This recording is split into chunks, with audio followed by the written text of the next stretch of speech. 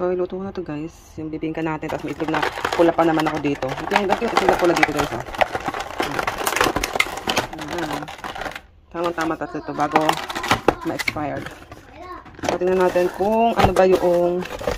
So, kailangan maihanda na natin yung preheat oven to 450. Yan, ito daw. 450. Ito ba? Ayan. So, dapat 332. Nasa gitna sa ito, no? Siguro. Tama. And then, 332. Mga 230 lang. Ayan. Mga ganyan. Tapos, gagawin ko na itong, natin, guys. Gagawin ko lang ito, guys. Yan.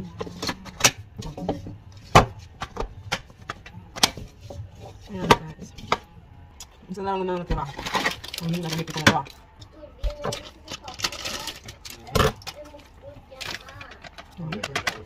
Itong half-cup of sugar.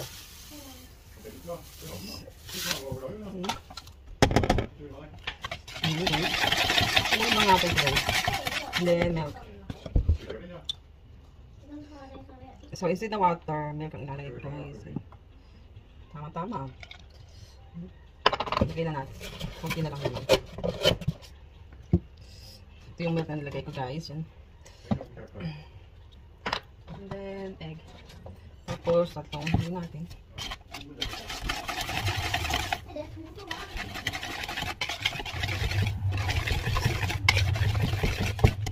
Then egg.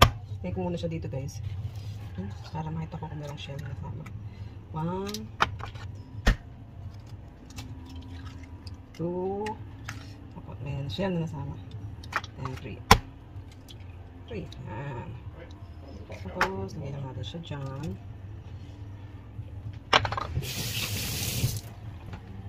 Then, haluin natin ulit siya. Sobrang dali lang.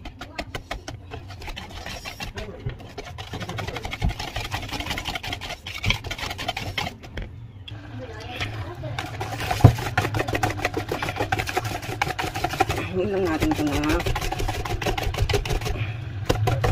And tapos, ayan, nagmata ko ng butter. Dapat 4 spoon to. 4 tablespoon. Tapos yung iba, ilalagay ko dito. So, ayan guys. Diba?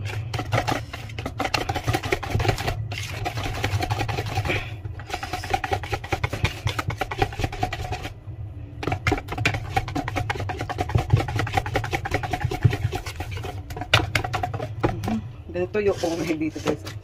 Ayan. Sa balatan ko muna ito guys. Bago siya totally na. Ayan. Sarap sa bibingka. Nakang bibingka talaga ito guys. Tapos, ayan. Balatan lang natin.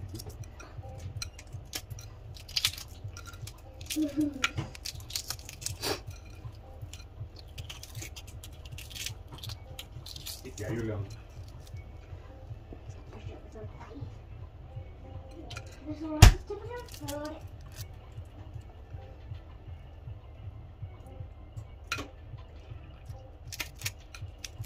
Ik ja.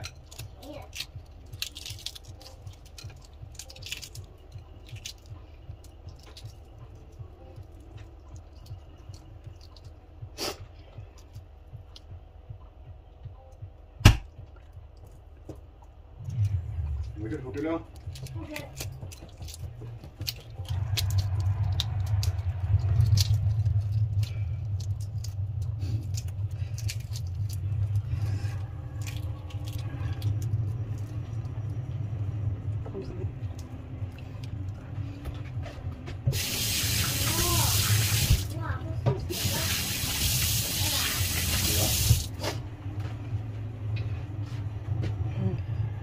Guys.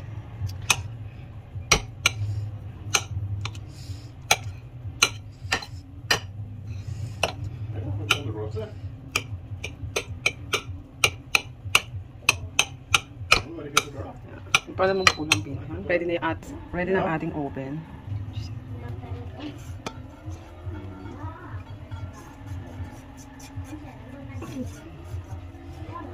Ska jag köpa den, tänkte jag.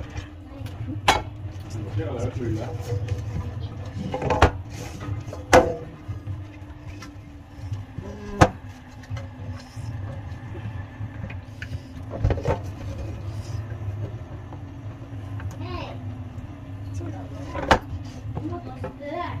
Vad smör?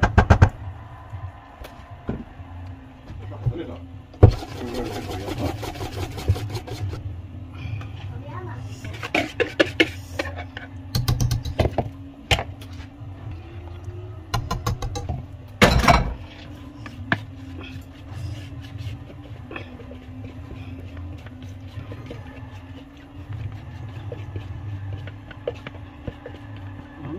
Tapos, siyempre, lagyan na natin itong lagyan na pula. Sarap na may itlog na pula. So, spread lang natin siya, guys. Ayan. Ang sarap na ito, guys. Dapat yung itlog na red. Ayan.